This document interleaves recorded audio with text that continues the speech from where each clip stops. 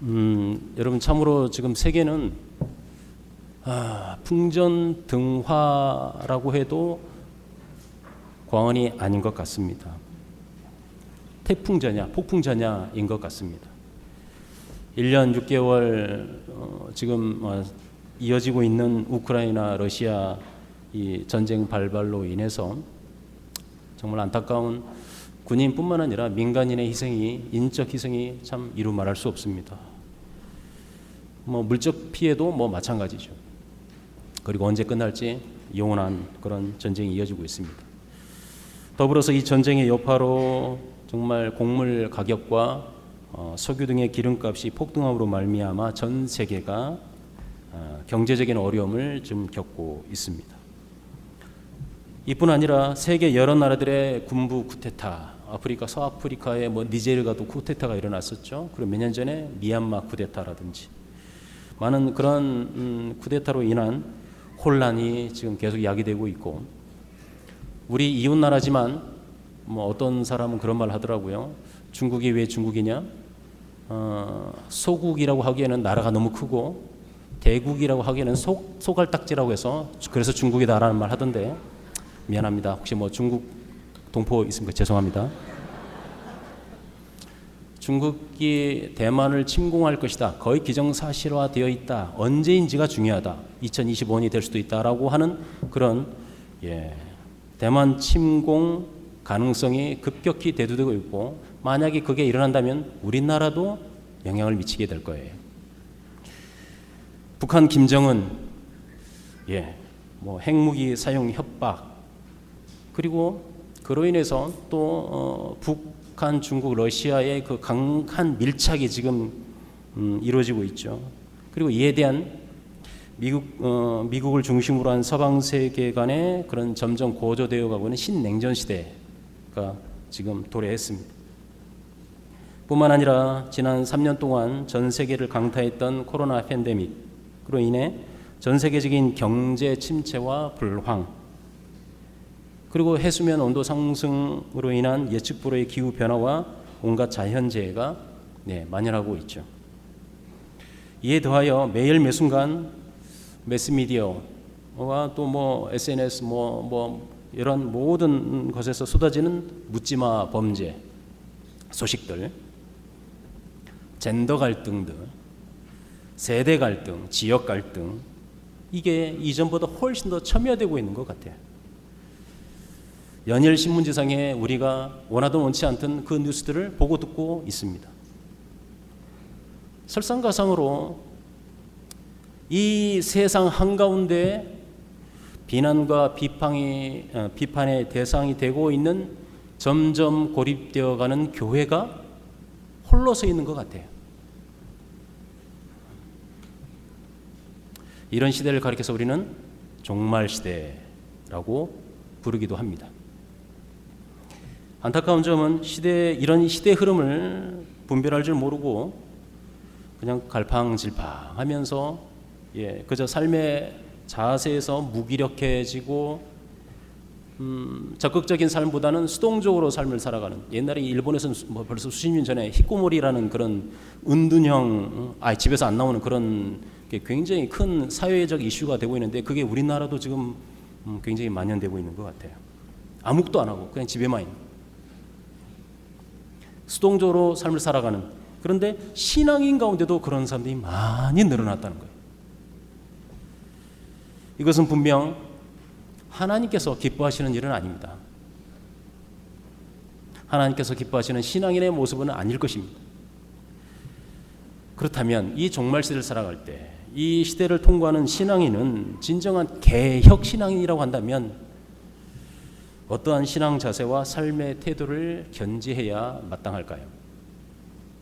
이 시간 저는 성경의 시작인 창세기와 또 성경의 마지막인 요한계시록의 특정 본문을 살펴봄으로써 종말 시대를 만난 성도가 갖춰야 할 신앙 자세와 태도를 함께 상고해 보고자 합니다.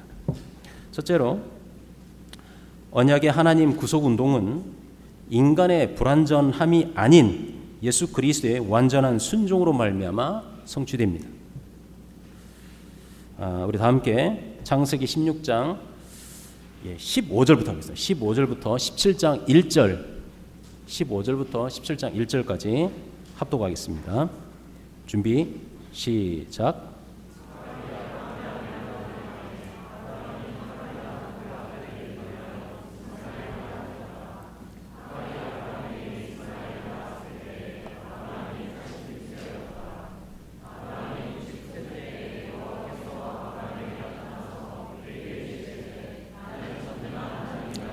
너는 내 앞에서 행하여 완전하라.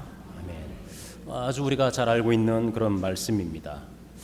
잘 알고 있는 이 말씀, 이 본문은 16장 15절부터 좁게는 17장 8절까지 한 단락, 더 나아가서는 17장 전체까지 한 단락으로 볼 수 있습니다. 그 단락의 소두 부분이 저와 여러분이 읽은 본문이라고 볼 수 있어요. 이미 창세기 12장 1절과 2절에서 볼 수 있듯이 여호와 하나님은 아브라함을 부르시고 그에게 큰 민족, 즉 자손을 주시겠다고 약속하셨죠. 그리고 이 약속은 단 한 번으로 끝나지 않고 13장 16절, 15장 5절 등에서 계속하여 하늘의 별처럼 땅의 티끌처럼 바다의 모래처럼 많은 자손을 주겠다고 약속해 주셨습니다.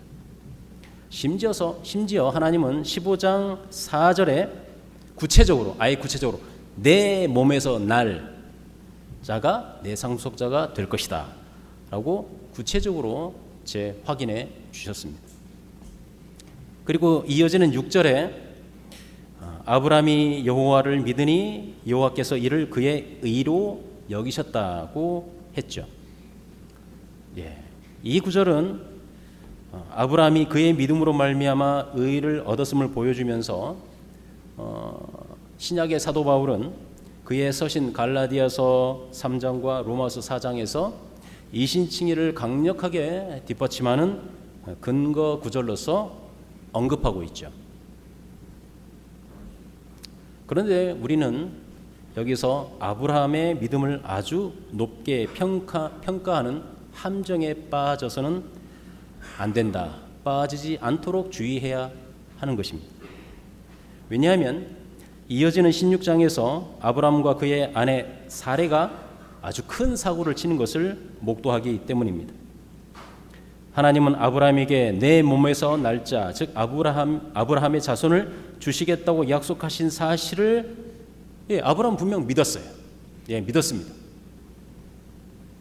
그런데 추정컨대 아브라함은 자신을 생각할 때 아브라함은 비록 자신이 늙어서도 남자로서 여전히 가능성이 있다라고 생각을 한 것 같아요.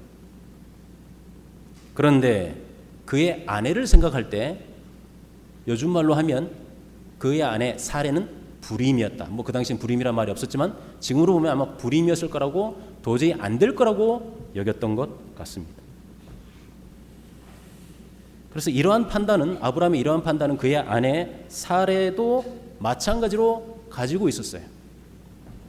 그래서 이 부부가 한 명이 동의하고 또 다른 한 명이 제청하고 두 명이 만장일치 가결해서 나는 안 되니 다른 사람을, 당신은 분명히 내 몸에서 날짜로 해서 당신은 맞는데 나는 안 되니 다른 사람을 가져, 이렇게 해서 자손을 봅시다. 자기들끼리 만장일치 가결을 하지 않았을까 싶습니다. 이렇게 내린 결정이 사레의 여종인 애굽 여인 하갈을 남편 아브라함에게 주어서 그녀로 하여금 자손을 낳게 하는, 그래서 하나님이 약속하신 아브라함의 몸에서 날 자손을 얻게 하려는 기가 막힌 발상의 전환을 한 것이죠. 어찌 보면 당시의 모든 사정과 형편을 고려할 때 아브라함 자신은 굉장히 합리적인 최고의 선택이었던 것처럼 보였습니다. 그 선택의 결과가 무엇입니까? 하갈을 통해 낳은 아들 이스마엘이었죠. 이것을 두고 창세기 16장 16절은 이렇게 적시하고 있어요. 하갈이 아브라함에게 이스마엘을 낳을 때에 아브라함이 86세였다라고 적시하고 있어요. 아브라함이 인간적인 생각과 이성적 판단으로 아들 이스마엘을 낳을 그 때가 the right time, 바로 그때가 86세였다라고 지적하고 있는 겁니다. 아브라함은 분명 하나님이 말씀하신 대로 자신을 통해 자손을 주시겠다는 그 말씀을 믿었습니다. 그러나 그것은 반쪽짜리 믿음이었어요. 아브라함은 하나님의 언약의 약속이 이루어질 것을 온전히 믿는 것이 아니고 주어진 상황과 환경 때문에 인간적인 생각과 판단이 개입되어 정작 하나님의 때를 기다리지 않고 인간의 때로 인위적으로 바꿔버렸던 것입니다. 하나님의 언약의 약속에 대한 아브라함의 이 믿음의 불완전성은 애굽 여인 하갈의 몸을 통해 이스마엘을 낳은 때가 86세였다고 그 인간의 때를 분명히 적시함으로써 드러나고 있습니다. 이것은 사실 아브라함뿐만 아니라 이 땅을 살아가는 모든 죄인된 인생들이 언제든지 범할 수 있는 연약한 모습일 것입니다. 우리가 하나님 말씀을 받았을 때 그 하나님의 말씀이 당장 이루어진다면 누가 감히 그 말씀에 대해서 이런 생각도 하고 저런 생각도 하고 이런 판단도 하고 저런 판단도 하겠습니까? 바로 이루어지는데. 우리 하나님께서 당장 말씀하시고 바로 그대로 이루신다면 누가 감히 거기에 대해서 토를 달 수가 있겠습니까? 문제는 하나님의 약속의 말씀이 바로 이루어지지 않는 것처럼 보일 때입니다. 설상가상으로 그 상황 속에서 역경과 고난이 덮쳐올 때, 다가올 때입니다. 이러할 때 하나님의 말씀에 자신의 소위 합리적이고 이성적인 판단이 스며들기 시작하는 것이죠. 이것이 이렇게 하는 것이 하나님의 뜻이야 라고 자기가 해석하는 거예요. 자신의 이성으로서 하나님의 말씀을 각색하기 시작하는 것입니다. 이성은 좋은 것입니다. 하나님께서 우리에게 주신 선물입니다. 이성이 있어야 우리가 하나님을 인식할 수 있어요. 그런데 하나님 안에서 이성을 써야 되는데 이성이 하나님을 넘어설 때 문제가 되는 거죠. 자기 나름대로는 합리적이고 이성적인 판단이라고 하면서 자신의 상황과 환경 그리고 세상과 기꺼이 타협하는 불순종의 모습을 보이는 것입니다. 결국 이러한 인간의 때를 추구하다 보면 또 다른 불순종과 타협이라는 영적 이스마엘을 낳고 마는 것입니다. 자신의 고집과 뜻을 마치 하나님의 뜻인 양 주장하면서 때로는 교회를 대적하고 그런 경우 우리가 많이 보잖아요.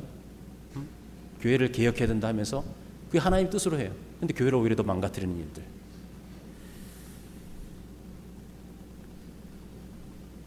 결국은 하나님 뜻이라 하면서 신앙의 정도에서 벗어나 버리고 마는 그런 삶을 우리가 종종 보고 어찌 보면 우리도 정도의 차이가 있을 뿐이지 그런 삶을 살 때가 얼마나 많습니까? 이것이 하나님 뜻이야 라고 하면서 여러분 창세기 16장 16절과 17장 1절은 단 한 절 차이이죠. 그러나 이 한 절 차이에 무려 13년이라는 공백이 들어있다는 사실을 잊지 말아야 합니다.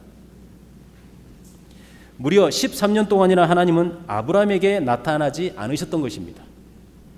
75세 때부터 85세 때까지 약 10여 년 동안 하나님은 그에게 자주 나타나셔서 복을 약속하셨어요. 언약을 약속하셨죠. 또 격려와 약속을 재확인해 주셨던 그 하나님이심에도 불구하고 이스마엘을 낳고 난 다음부터 무려 13년 동안에는 아브라함에게 안 나타나셨습니다. 왜 하나님은 아브라함에게 13년 동안이나 나타나지 않으셨을까요? 여기 17장 1절을 보면 또 하나의 때가 등장하는데 아브라함의 나이 몇 세죠? 99세 때라는 표현이 그것입니다. 99세. 99세. 어떤 기분이 드십니까? 저도 마찬가지, 여러분 마찬가지, 그런 때가 올까? 그런 생각이 들죠? 막연한 숫자로 보이는데, 99세. 인간에게 도저히 그 나이가 된다. 그러면 이제 소망이 없는 나이 아닐까요? 뭘 바라보겠어요? 주님 부르시길만을 바라보는 그런 나이 아닐까요? 인간의 가장 연약한 나이를 상징적으로 보여주는 것이 99세라고 저는 생각합니다. 인간 존재의 무력함과 무능력을 보여주는 상징적 때인 것이죠. 하나님께서는 소망이 이미 없어진 사례뿐만 아니라 이제 99세가 된 아브라함도 더 이상 인간적인 소망이 전혀 없음을 깨닫도록 하시기 위해서 무려 13년 동안이나 인간의 철저한 부패와 무능을 알게 하기 위해서 기다림의 시간, 13년의 시간, 곧 인내의 때를 주셨던 것입니다. 바로 그때 이젠 더 이상 아무것도 소망을 할 수 없는 그때, 철저한 무능력임을 고백할 수밖에 없는 그때 하나님께서 아브라함에게 나타나셨습니다. 아브라함에게 나타나셔서 제일 먼저 하신 일성이 무엇입니까? 나는 전능한 하나님이다 라는 선언이셨어요.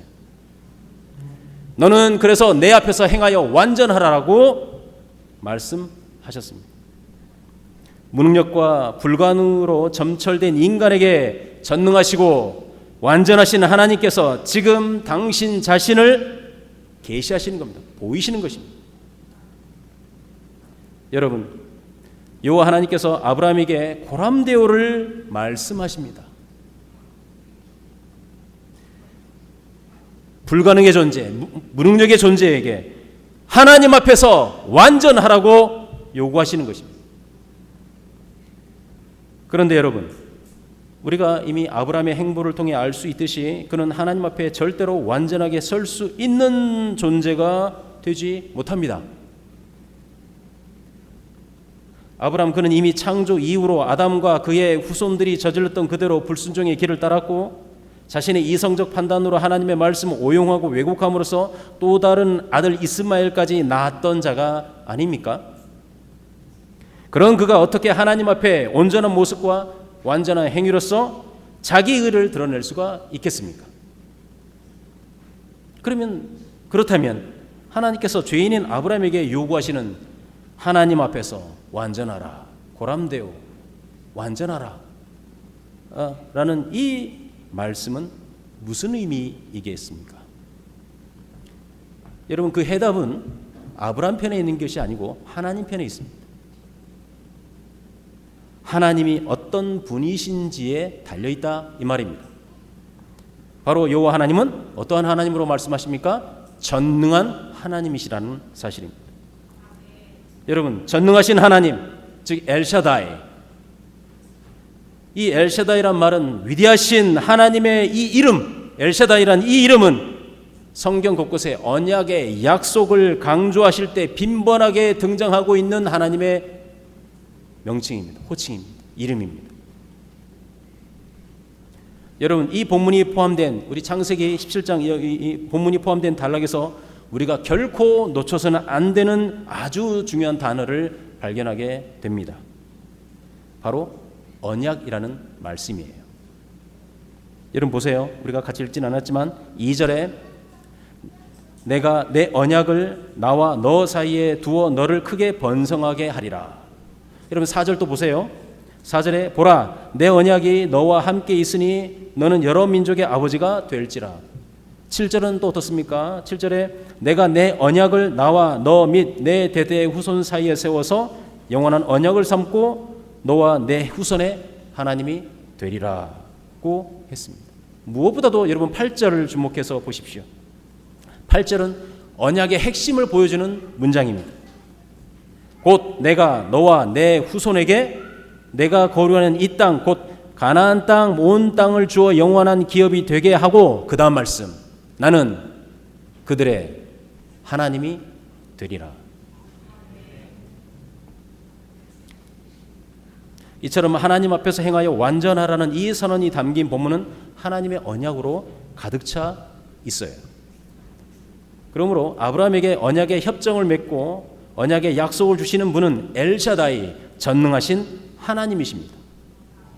아브라함을 온전하고 완전하게 하시는 분은 인간 아브라함이 결코 아니고 오직 전능하신 하나님이심을 선포하고 있는 것입니다. 그 하나님의 크신 은혜로서 아브라함은 이제 하나님 앞에 감히 설 수 있게 되었으니 그 은혜를 힘입은 아브라함에게 온전한 순종이 요구되는 것입니다. 여러분 알고 계십니까? 하나님이 창조하신 아름다운 에덴 동산에서 인간의 대표인 아담은 하나님과 맺은 행위 언약 또는 창조 언약이라고도 하죠. 언약을 순종함에 있어서 아담이 어떻게 했습니까? 아담과 하와가 어떻게 했죠? 결정적으로 실패를 하고 말았죠. 아담의 불순종과 범죄함으로 말미암아 하나님과 영적으로 분리되었습니다. 이 첫째 죽음, 첫째 사망이죠. 그리고 나중에는 육체의 죽음까지 맛보는 비참함이 그에게 찾아왔습니다. 하지만 여호와 하나님은 이것을 미리 하시고 인간을 완전히 유기하지 않으시고 그들을 구속하시기로 창세 전부터 작정하시고 삼위 하나님 사이에 구속 언약 또는 화평 언약, 평화 언약을 맺으셨습니다. 마침내 성자 하나님이신 예수께서 인류의 죄를 대신 지시고 십자가에서 속죄 피를 흘리심으로써 하나님의 공의를 만족시켜 드리시고 그래서 자신을 영접하고 구원을 위해 오직 예수님을 의뢰하는 사람들과 은혜 언약을 맺으셨습니다. 이 은혜 언약은 하나님이 아브라함 및 그의 자손과 맺으신 언약에서 그 원형이 관찰되고 있어요. 사실 구약 성경에 나타나는 다른 언약들 여러분 많이 들어보셨죠? 노아 언약, 모세 언약, 다윗 언약 이런 언약도 역시 여러분 은혜 언약에 해당하는 것들이에요. 거기서 하나님은 스스로를 낮추셔서 자신이 선택한 백성들 사이에 거하시고 그들에게 은혜로 복을 약속하십니다. 그렇다면 창세기 17장에서 나는 완전한 하나님이라 너는 내 앞에서 행하여 완전하라는 이 하나님의 명령은 결국 약속된 아브라함의 후손이요 또한 제2 아담으로서 제1 아담이 실패한 행위 언약을 능동적이고 수동적인 완전한 순종을 통해 성취하신 분이 바로 예수 그리스도임을 지금 미리 보여주고 있는 것입니다. 다시 말하면 하나님 앞에서 행하여 완전한 분은 바로 예수 그리스도이시라는 것입니다. 그러므로 저와 여러분은 십자가에 달려 피를 흘리심으로써 하나님의 공의를 만족시켜 드리신 예수 그리스도의 공로를 힘입고 은혜 언약을 맺으신 그분을 인격적으로 믿고 신뢰하고 따르며 순종할 때 저와 여러분 또한 그때는 감히 부족하지만 하나님 앞에 온전히 행하여 설 수가 있는 것입니다. 하지만 언약에 신실하신 하나님께로부터 이러한 놀라운 언약의 약속을 재확인받고 그 언약의 보증서처럼 아브라함과 사라라는 새 이름으로 개명되었음에도 불구하고 여전히 그들은 자신들의 이성적 한계에 부딪혀서 하나님의 그 약속을 이해 못해 속으로 설마 웃었잖아요. 그 약속을 받고도 또 웃었죠. 아브라함도 웃었고 뒤에 또 나중에 한 번 더 약속하는데 사라도 또 웃었어요. 어떻게 부부가 이렇게 또 일심동체인지 모르겠어요. 다 웃었어요. 그래서 여전히 연약한 인간임을 다시 한번 드러내었지만 그럼에도 불구하고 참으로 감사한 것은 하나님께서 당신의 언약에 신실하시기에 그들의 피식 웃음을 결국 진정한 의미에서 기쁨으로 웃는다라는 뜻의 이삭을 탄생시키심으로써 오직 삼위 하나님의 전능하심과 신실함과 영광을 높이 드러내셨습니다. 그렇습니다. 이삭의 태어남은 곧 하나님의 구속사가 결코 끊어짐이 없이 이어지고 있음을 결정적으로 보여줍니다.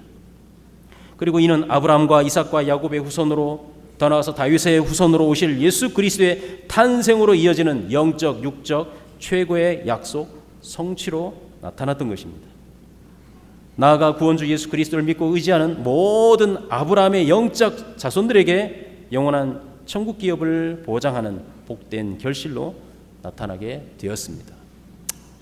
대학 청년 회원 여러분, 우리 하나님은 우리의 삶의 자리에서 코람데오를 요구하세요. 내가 처한 가정 환경에서 코람데오를 명령하십니다. 학교 강의실에서 내 앞에서 행하여 완전하라고 요구하십니다. 온갖 프로젝트와 상사 및 동료의 갈등 가운데 소위 마지못해 일하는 바로 그 직장에서도 우리 하나님은 아무개야, 너는 내 앞에서 행하여 이 자리에서 완전하라 말씀하십니다. 대학부 담당할 때 꽤 오래전입니다. 거의 10년 됐나요? 모르겠네요. 제 제자가 대기업 가운데 어떤 대기업에 이제 지원서를 냈는데 몇 단계를 거치면서 마지막 최종 면접인가 그건 모르겠어요. 그런 것 같은데 추천서를 저한테 와 추천서를 좀 써달라는 거예요. 저는 굉장히 믿음직한 제자였기 때문에 정말 저는 진심으로 아주 질문하는 것도 많았던 것 같아요. 막 빡빡하게 써가지고 정말 적극적으로 추천합니다라고 해서 써줬습니다. 근데 제가 하나 그게 중요한 게 아니고 그 다음에 놀라운 사실을 체험을 했는데 며칠인가 지나고 난 다음에 거기 대기업에 인사 담당하는 사람이 저한테 전화를 한 거예요. 그러니까 추천서에 이름 적고 이 사람이 그 전화번호를 적잖아요. 저한테 전화가 왔어요. 교회에 있을 텐데 깜짝 놀랐죠. 혹시 우리 지원한 이 사람의 추천서를 써주신 분 맞냐? 예, 맞다고 하면서 무려 제 기억에 30분 넘었던 것 같아요. 30분 동안 이 친구에 대해서 자세하게 또 물어보더라고요. 리더십, 책임감, 공동체에서 어떻게 하느냐 다 물어보더라고요. 저는 그 친구를 제 나름대로 잘 알고 있다고 생각했기 때문에 정말 자세하게 설명해 줬어요. 나중에 합격했더라고요. 제 나름대로는 뿌듯했습니다. 네, 정말 뿌듯했어요. 근데 가끔씩 이런 생각을 해봐요. 여러분들이 이제 대기업뿐만 아니라 중소기업 다닐 수 있고 다 어느 기업이든지 다 소중한 하나님께서 보내신 소명의 자리입니다. 예? 또 알바하는 거 편의점이라든지 하는 거 한다고 칩시다. 그런데 가끔씩 그런 생각을 해봐요. 어느 편의점에서 저한테 전화를 실제로 온 적은 없지만 이제 그런 상상을 해보는 겁니다. 저한테 전화를 해요. 여기 보니까 어느 경양교회 어떤 친구가 이 편의점에 지원서를 냈는데 그렇게까지 하는 편의점은 없겠죠. 근데 그냥 제 생각이에요. 했는데 이 친구 어때요? 라는 물어보는 그런 상상을 많이 해요. 그럼 제가 이 친구 정말 성실합니다. 작은 일에도 물불 안 가리고 정말 모범적이고 정말 남을 배려하면서 사는 친구입니다 라고 할까? 여러 친구들이 생각하는 거예요. 이 친구에 대해서 만약에 어떤 편의점에서 전화 온다면 내가 이 친구에 대해서 입에 발린 소리가 아니라 진심으로 얘기한다면 뭘 내가 얘기해 줄 수 있을까? 그럴 때 어떤 친구는 이 친구는 내가 정말 자신 있게 해줄 수 있어 라는 친구는 있는데 어떤 친구는 용서하십시오. 정말 용서하십시오. 신앙이만 아니었으면 너는 용서하십시오. 강조의 의미에 개를 넣어서 접두어 개를 넣어서 개차반인 친구 없어요. 네. 만약에 나한테 그러니까 상상이니까 하는 거죠. 그러면 상상이니까 내가 진실로 그냥 혼자 말할 수 있는 거죠. 이 친구를 내가 적극적으로 추천할 수 있을까? 어떤 친구는 안 될 것 같은데 이런 생각이 드는 거예요. 그럴 때 그 비참해지는 거예요. 내 제자 가운데 그런 친구가 있다는 게 비참한 거예요. 옛날에 이제 허투루 추천서 써주고 그랬잖아요. 그렇지도 않은데 엄청 잘합니다 했는데 막상 회사에 가가지고 찍히는 그런 경우도 있죠. 근데 요즘은 그렇지 않잖아요. 하나님께서 저도 똑같아요. 아브라함과 별반 다름없는 인생이지만 하나님께서 여러분에게 또는 저에게 너 이거 할 때 이 친구가 이거 한다면 어때? 추천할 만해? 만약에 물어본다면 어떨까요? 기분이. 그런 마음으로 우리가 직장 생활하고 아주 보잘것없는 것도 아니지만 어쨌든 보잘것없어 보이는 편의점에서 알바한다 할지라도 그 자리에서 정말 하나님 앞에서 행하느냐, 그럼 세상이 달라질 거예요. 너무 좀 과장된 의미일 수는 있겠지만 정말 달라질 거예요. 그런데 여러분들이 과연 그렇게 하냐 이거죠. 그러니까 물론 세상이 이래든 우리가 아무리 열심히 해도 비난하고 비판하는 거 당연하지만 그럼에도 불구하고 우리의 잘못으로 인해서 더 비난을 받는 거예요. 그래서는 안 되지 않습니까?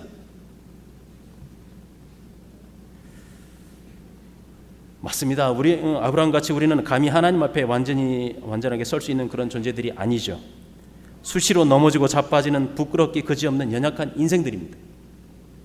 그럼에도 우리에게 소망이 있는 것은 우리 예수 그리스도께서 친히 완전한 순종으로서 하나님 앞에서 완전함을 보여주셨고, 우리는 그저 그분의 공로에 의지하여 부족하지만 감히 하나님 앞에 설 수가 있는 겁니다. 그저 우리는 예수님의 은혜에 힘입어 허락하신 언약의 말씀을 굳게 믿고 인내하면서 그 말씀대로 순종하고 실행하려고 몸부림치며 나아가는 것입니다. 그러할 때 인간적으로 도저히 불가능한, 전혀 소망 없는 그때가 바로 하나님의 능력이 나타내는 하나님의 때가 되어 선한 결과로 나타나게 될 것입니다. 여러분, 언약의 하나님께서 우리를 향해 나는 너희들의 하나님이 되리라 고 분명하고도 변치 않는 약속을 확증해 주셨음을 굳게 믿기를 바랍니다. 비록 어렵고 힘든 일이 있을 때 그때를 인간적인 때로 통과하고 싶은 마음이 들 수도 있겠지만 그것은 더욱 잘못된 결과를 낳을 뿐임을 기억하면서 선한 일에 씨를 뿌릴 때 어렵고 낙심되는 일이 있다 할지라도 예수 공로 의지하여 하나님의 때를 바라보고 인내하고 믿음으로 통과하길 바랍니다. 인간의 때를 추구하지 말고 언약의 말씀을 굳게 붙잡음으로써 하나님의 때에 마침내 많은 열매를 거두고 전능하신 하나님께 큰 영광을 돌리는 대학 청년 회원들이 되시기를 축원합니다. 둘째로, 언약의 하나님 구속운동은 예수 그리스도와 더불어 성도가 힘써 싸우고 다스림으로써 완성됩니다. 다 함께 요한계시록으로 넘어가겠습니다. 요한계시록 20장 4절 6절인데 4절에서 6절까지 다 읽겠습니다. 4절에서 6절까지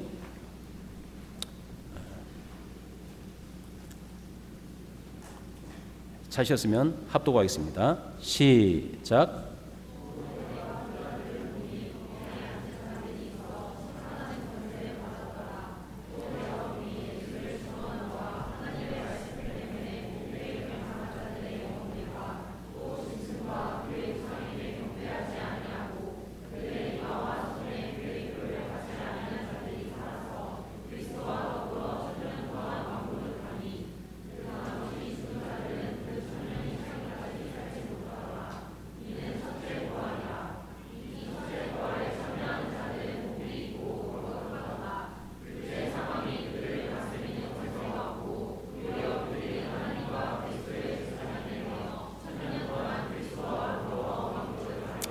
아멘.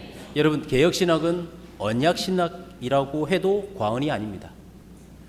성경은 언약사상으로 충만하고 이 언약적 속성은 하나님께서 행하시는 구속사 전개에 있어서 아주 핵심적입니다.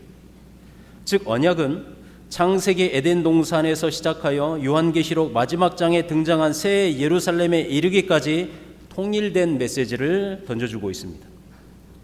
성경에 나타난 언약은 하나님의 놀라우신 은혜가 잘 반영되어 있어요. 우리가 잘 알고 있듯이 노아와 맺은 언약, 아브라함과 맺은 언약, 모세와 맺은 언약, 다윗과 맺은 언약, 예레미야서의 새 언약, 그리고 에스겔에서 나타난 샬롬의 언약, 화평 언약 등이 그것이죠. 그리고 이러한 언약 본문들에는 나 여호와는 그들의 하나님이 되고 그들은 내 백성이 될 것이다 라는 이 언약적 약속이 반영되어 있습니다. 즉, 나는 백성이 하나님, 그들은 내 백성이라는 이 언약적 선언은 창세기부터 요한계시록까지 에덴 동산에서부터 새 하늘과 새 땅에 이르기까지 하나님께서 확고부동하게 선언하신 당신 자신의 약속인 것이죠. 그리고 이 각각의 언약적 경륜은 똑같은 미래의 실제를 향하고 있습니다. 바로 이 언약적 약속을 실제적으로 성취하실 분이 바로 성자 예수 그리스도이심을 강력하게 반영합니다. 다시 말하면 여호와는 택한 백성의 하나님이요 성도는 아버지 하나님의 언약 백성임을 궁극적으로 확증해 주시기 위해서 예수 그리스도께서 강림하시고 또한 예수께서 중보자로서 그 사역을 완성하셨다라는 것입니다. 참으로 하나님과 인류 사이의 관계는 언약적 성격을 띈다는 것을 잊지 말아야 합니다. 두 상대자 사이의 언약의 관계는 두 상대자를 서로 결속하는 그런 헌신이 요구되고 있죠. 그래서 두 상대자는 상호적 의무를 수락하고 서약하는 것입니다. 이미 제가 말씀드렸던 것처럼 삼위 하나님은 스스로 언약에 신실하시고 결코 변치 않으십니다. 심지어 언약의 상대방인 인간의 범죄와 불이행에도 불구하고 그 언약 관계를 파기하지 않으시고 당신 편에서 변함없이 지속시키셨습니다. 이처럼 하나님의 구속 역사는 언약적 성격을 띠고 있는 것입니다. 그러므로 하나님이 계획하신 구속 사역을 언약적 각도로 이해하지 않으면 우리가 성경을 전체로서 온전히 이해할 수가 없게 됩니다. 즉 언약적 관점에서 성경을 이해하지 않으면 우리는 창세기에서 요한계시로 이어지는 그 큰 역사의 흐름을 제대로 이해하게 되지 못해서 성도가 어떻게 살아야 할 것인지를 제대로 판단하지 못하고 분별하지 못하게 될 것입니다. 하나님께서 구약의 성도와 맺으신 언약은 예수께서 초림, 십자가 사건 및 부활로서 성취되었습니다. 그러나 그것으로 끝나지 않고 그 언약의 효력은 계속 이어져 우리 주님 다시 오실 재림의 그날에 궁극적으로 완성될 것입니다. 이런 점에서 요한계시록 20장의 본문은 주님 다시 오실 때까지 이 구속사역이 어떻게 진행이 되고 언약이 어떻게 궁극적으로 완성되는지를 잘 보여주는 말씀입니다. 이미 특강에서 확인한 대로 요한계시록은 서신적 특징, 예언적 특징, 그리고 묵시적 장르가 혼합된 매우 특별한 하나님의 말씀이라고 했습니다. 특히 주목할 것이 묵시적 언어 및 상징적 언어가 상징적 표현이 아주 많이 등장하고 있다는 사실입니다. 따라서 나팔, 대접장, 시간이 없어 이걸 자세히 다루지는 못했습니다만은 이 세 종류의 심판을 기록하고 있는 6장부터 18장까지 물론 중간중간마다 인터메조가 있어요. 막간극이라고 해야 될까요? 그래서 입맞은 14만 4천년의 아름다운 성가가 울려 퍼지고 또 두 교회로 상징된 두 증인의 복음 전파와 고난과 핍박, 또 바벨론, 또 짐승 이런 막간극들이 막 등장합니다. 중간중간마다. 어쨌든 이런 세 종류의 심판을 기록하고 있는 6장부터 18장까지 그리고 뒤에 더 나아가서 어린 양의 혼인잔치 19장, 20장의 천년왕국, 21장과 22장의 새 하늘과 새 땅, 새 예루살렘의 환상을 담고 있는 19장부터 22장까지를 해석함에 있어서 문자적 해석이 아니라 상징적으로 해석함이 타당함을 우리가 알 수가 있다고 말씀을 드렸습니다. 물론 세대주의 전천연설을 따르는 사람들은 본문에서 상징으로 해석해야 함을 명시적으로 말하지 않는 이상은 항상 문자적인 해석을 해야 한다라는 이미 제가 말씀드렸죠. 세대주의 신학자, 수정 세대주의 학자입니다. 존 왈브드.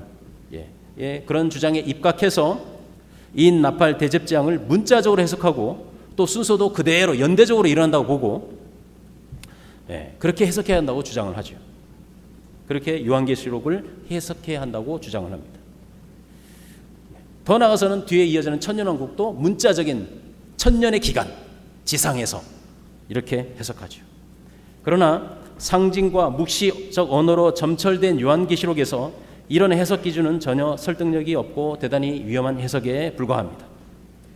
실제로 세대주의 신학이 홍도된 영상들이 인터넷과 SNS상에서 많이 활개를 치고 있다고 말씀을 드렸습니다. 짐승의 수 666을 받거나 바코드, 베리칩 또 여러 가지 것들. 그래서 이걸 몸에 새기거나 받으면 구원받지 못하고 지옥에 간다라고 하면서 성도들을 두려움에 떨게 만들어서 잘못된 종말관을 퍼뜨리는 거죠. 분명 잘못된 종말관이요 잘못된 요한계시록의 해석인 것을 우리가 기억을 해야 합니다. 여러분, 구원의 여부는 무엇을 몸에 새기거나 새겼는지 안 새겼는지, 이마에 받았는지 안 받은지 이런 여부가 절대로 아닙니다. 오직 예수 그리스도를 구주로 믿느냐 거부하느냐에 달려있음은 성경의 일관된 메시지입니다.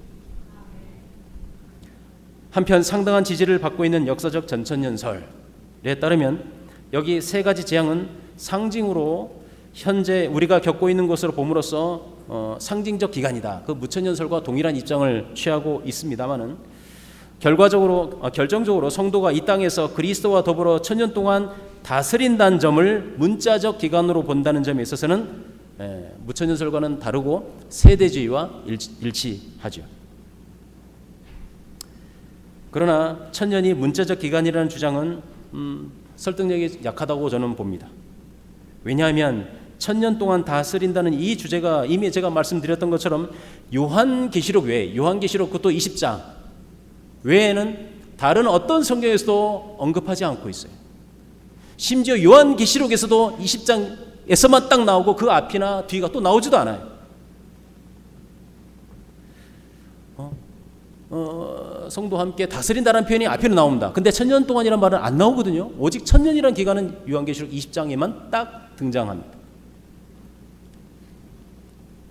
그래서 다른 어떤 성경에서 말하지 않고 있다는 점은 역사적 전천년설에서는 매우 치명적인 약점이 아닐 수 없어요.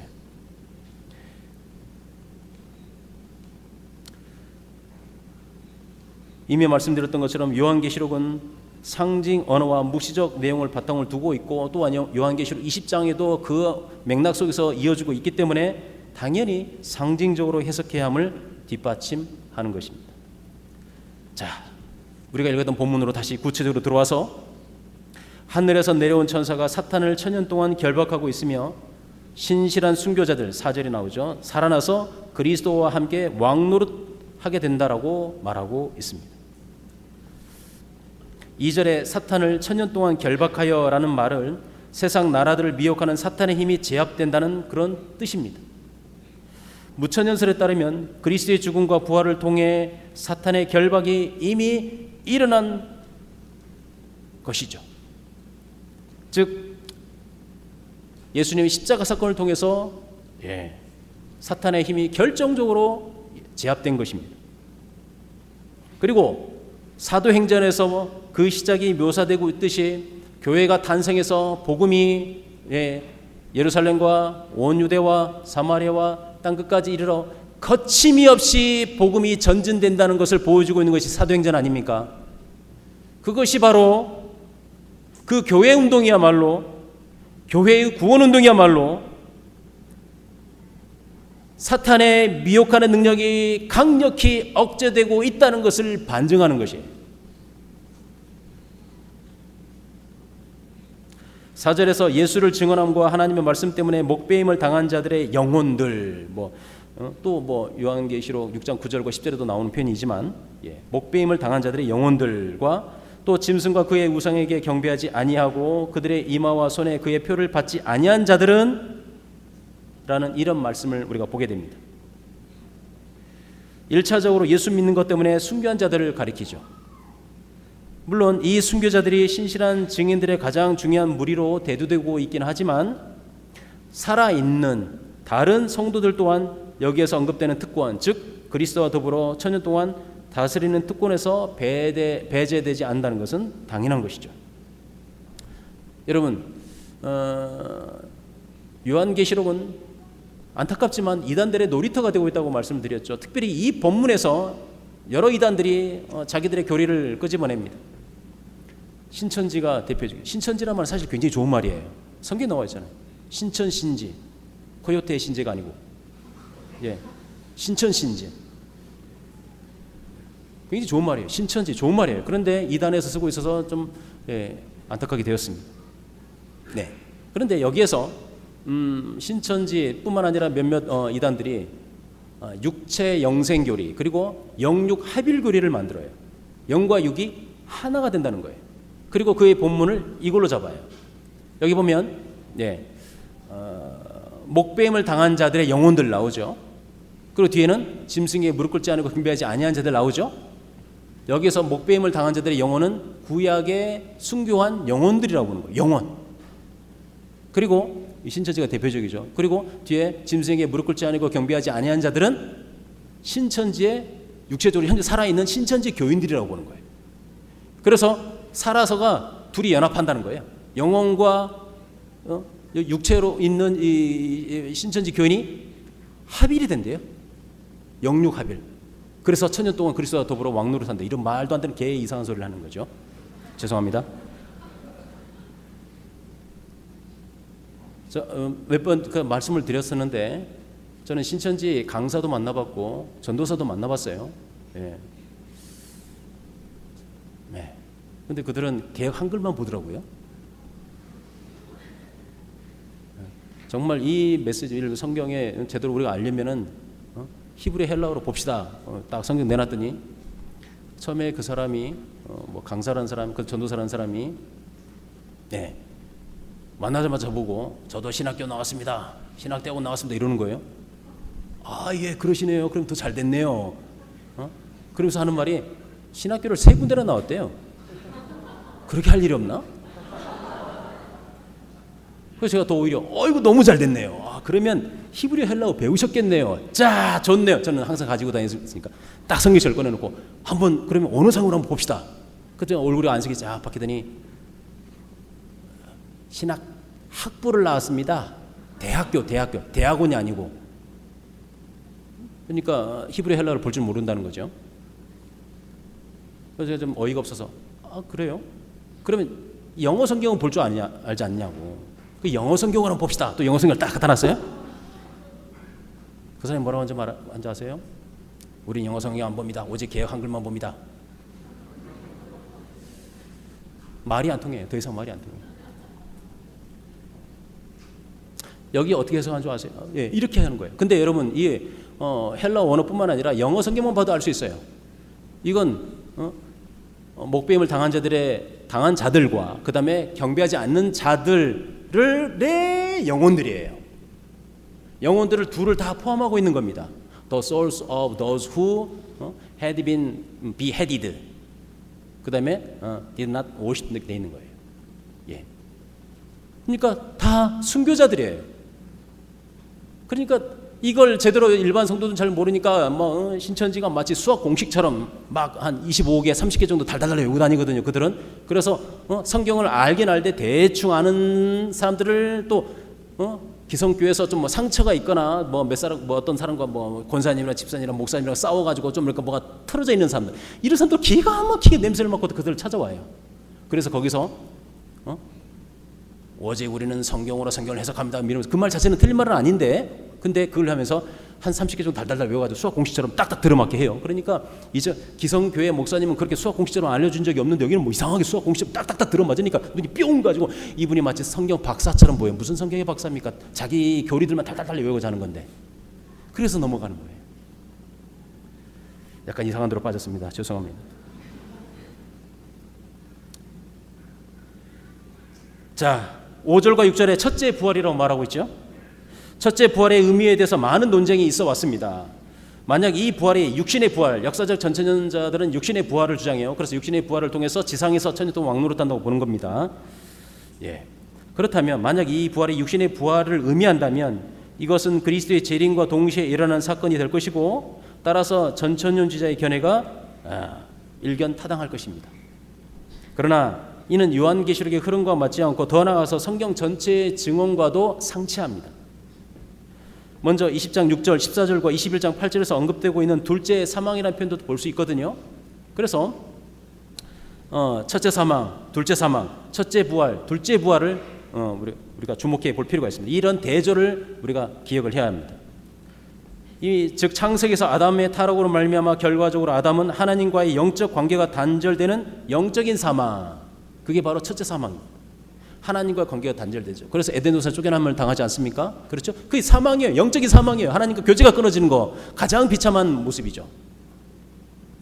그리고 영적 사망을 경험한 다음에 아담이 아담하게 940년을 살았어요.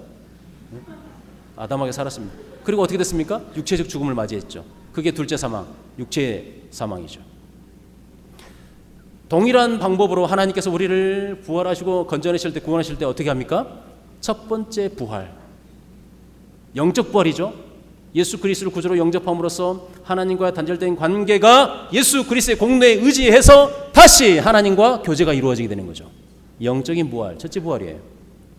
그리고 주님 오시는 그날까지, 그 전에 만약에 예수 믿다가 하나님 부르심을 받아서 땅에 썩어져 육체가 썩어진다 한다면 예수님께서 재림하실 때 우리의 모든 육체가 부활할 것입니다.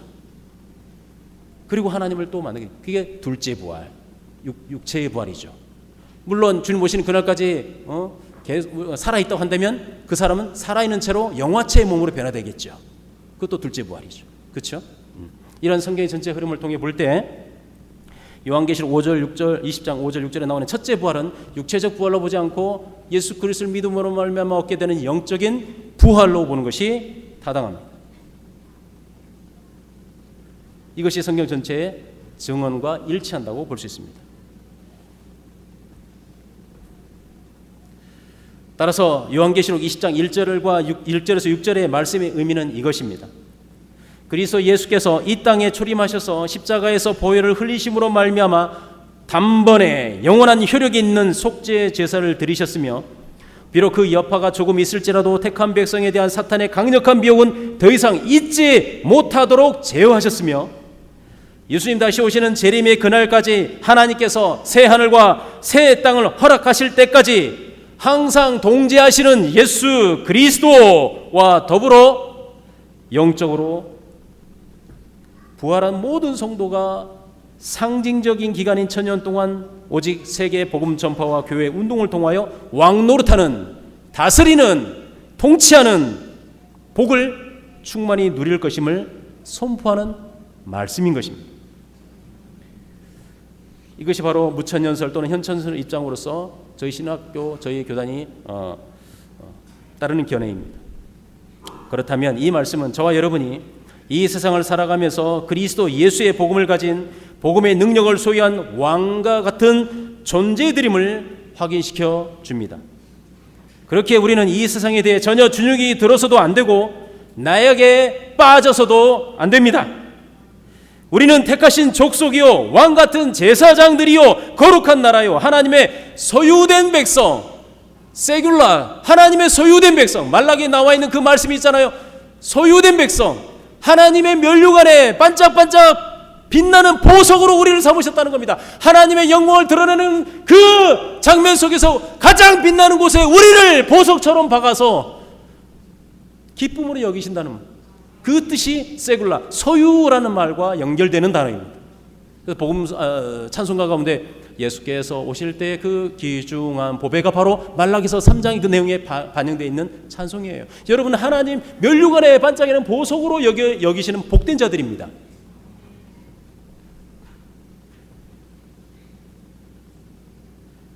그럼 우리는 세상에 당당하게 나아가야 합니다. 복음의 능력을 의지하고 세상에 우리의 입술로 복음을 선포하고 무엇보다도 우리의 건전하고 바른 삶을 통해 그리스도의 영광을 선포해야 합니다. 하나님은 우리에게 복음으로써 왕같이 세상을 통치하고 다스리라고 복을 주셨는데 우리가 주저하고 머뭇거린다면 이것이야말로 예수 그리스도를 부끄럽게 여기고 나가 그분을 온전히 신뢰하지 못한다는 말이 아니겠습니까? 더욱이 우리의 삶, 즉 직장이나 가정이나 학교나 도서관이나 심지어 남녀의 데이트의 현장에서도 우리는 그리스도와 더불어 왕노릇해야 마땅합니다. 악에 지지 말고 선으로 바른 우리의 삶으로 이겨야 하는 것입니다. 정치와 경제, 문화, 교육 전반에 걸쳐서 우리는 그리스도의 말씀과 바른 신앙관으로 무장하여 나아가 세상을 변혁시켜야 합니다. 그것이 바로 그리스도와 함께 왕노릇하는 것입니다. 여러분, 더 이상 세상 말로 루저처럼, 실패자처럼, 찌질이처럼 주눅이 들어 살아가지 말고 우리의 삶의 모든 영역에서 하나님의 주권을 철저히 인정하면서 복음으로 또한 합당한 삶을 살아들이심으로써 그리스도와 더불어 왕노릇하시는 여러분들 되기를 축원합니다. 사랑하는 제신노의 우리 대학 청년 여러분, 그리스도와 더불어 1000년 동안 복음 전파와 교회 운동을 통하여 다스리는 복을 누린 성도가 마지막으로 입장하는 곳이 어디이겠습니까? 우리 하나님께서 친히 마련해 두신 천국입니다. 요한계시록의 21장과 22장. 그렇다면 천국은 어떤 곳일까요? 여러분, 지옥을 가리키는 단어들이 참 많이 있어요. 뭐 스월, 지옥, 음부 뭐 많이 있죠. 또 물론 이제 헬라 원어로 보면 하데스도 있고, 또 타르타로스도 있고 막 여러 단어들이 있어요. 또 지옥의 또 하나의 다른 양상으로서 보여주는 게 뭐 무저갱이는 뭡니까? 바닥이 없는 굴이라는 뜻이죠. 무저갱. 그러니까 끝이 없어요. 네. 무저갱 이런 표현도 있고 뭐 불못 여러 가지 뭐 단어들이 많이 있지 않습니까? 근데 그 중에 구약적 배경을 가지면서 히브리어에서 유래한 단어인 게헨나라는 단어가 있어요. 물론 한글 성경에서 번역이 안 되어 있어요. 그냥 지옥 또는 음부로 이렇게 번역이 되어 있어요. 이 게헨나라는 단어는 복음서에서 나옵니다. 복음서에서 12회에 나와요. 야고보서에서 한번 나오고, 복음서에서 주로 나오는데, 이 게헨나는 개 흰놈에서 유래한 겁니다. 흰놈의 골짜기 또는 흰놈의 아들의 골짜기란 그 단어예요. 여러분, 예루살렘은 지금 예루살렘은 어마어마하게 크지만 과거에 예수님 당시의 예루살렘만 해도 동쪽은 무엇입니까? 기드론 골짜기가 있죠. 서쪽 편은 흰놈 골짜기가 있어요. 흰놈 골짜기가 있어요. 특히 흰놈의 골짜기는 중간에 더 벨리 게이트, 그러니까 계곡문, 골짜기 문이 있고, 더 아래쪽에는 덩 게이트, 끝에는 덩 게이트, 분문, 쓰레기 문이에요. 여기에서 이제 성 안에 있는 모든 쓰레기들이 이제 배출이 되는 거죠. 자, 근데 이 골짜기문을 통해서 온갖 쓰레기들이 나와서 그 근처에서 흰놈 골짜기에서 소각되는 거예요. 불에 태워지는 거예요. 또 뭐 열왕기상 역대하, 또 뭐 유다 왕 가운데 뭐 아하스 왕이라든지 보면은 그 흰놈 골짜기에서 몰렉 신에게 자기 아들 아하스 왕도 자기 아들 인신 제사로 태워드리는 그런 일이 있었죠. 네. 또 예레미야서도 마찬가지고 그 보면은 인신 제사가 묘사되어 있어. 흰놈 골짜기에서.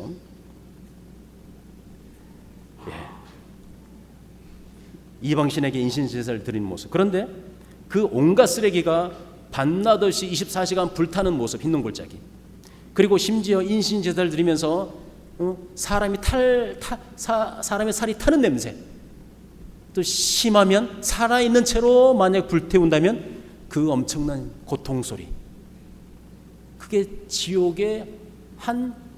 지옥과 비슷한 모습으로 묘사될 때 게헨나라는 단어를 쓰는 거예요. 게흰놈, 게헨나, 게헨나.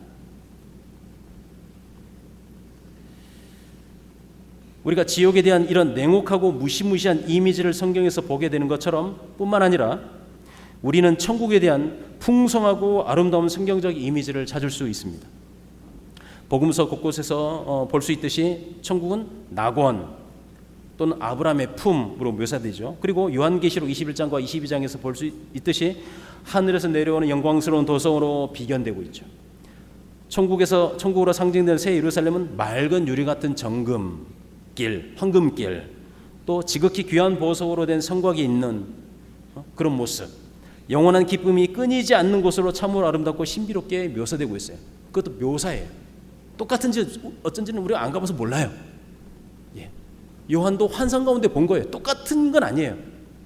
그걸 최대한도로 인간의 언어로 묘사했을 뿐이에요. 여러분, 무엇보다도 천국은 그리스도 예수께서 계신 곳입니다. 그분과의 지고 지순의 친교로 인해서 영원한 행복을 누리는 곳입니다.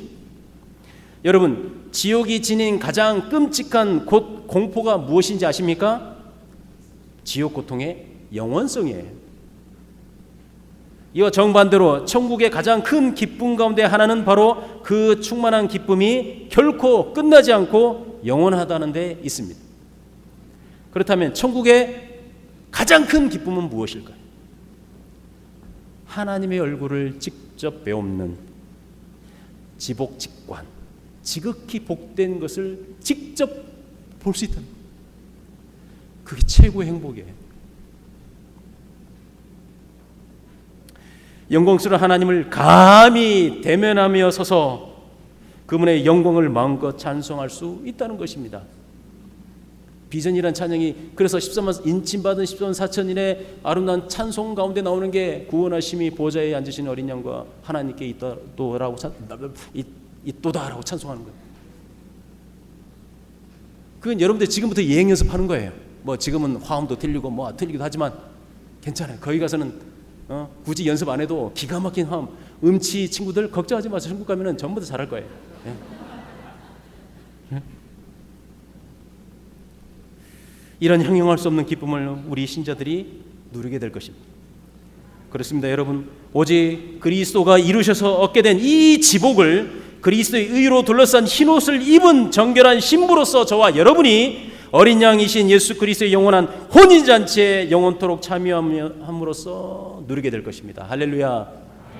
대학 청년 여러분, 참으로 우리에게 소망이 있는 것은 친히 완전한 순종으로서 하나님 앞에서 행하신 예수 그리스도에게 있음을 굳게 신뢰하면서 한없이 부족하고 연약하지만 그저 그분의 공로에 의지해 각자의 삶의 모든 현장에서 고람되어 하나님 앞에 온전히 서기 위해 몸부림치시기를 바랍니다. 언약의 하나님께서 우리를 향해 나는 너희들의 하나님이 되리라고 분명하고도 변치 않는 약속을 확증해 주셨음을 굳게 확신하는 가운데 주님 다시 오시는 재림의 그날까지 우리 하나님께서 예배해 놓으신 새 하늘과 새 땅의 기쁨으로 들어가는 그날까지 우리와 동제하시는 예수 그리스도와 그리스도와 함께 오직 복음 전파와 교회 운동 나아가 삶의 각자의 자리에서 신앙인의 합당한 삶을 살아드림으로써 왕 노릇하시고 세상을 다스리시는 이 시대의 복된 자들이 되시길 예수님의 이름으로 축원합니다.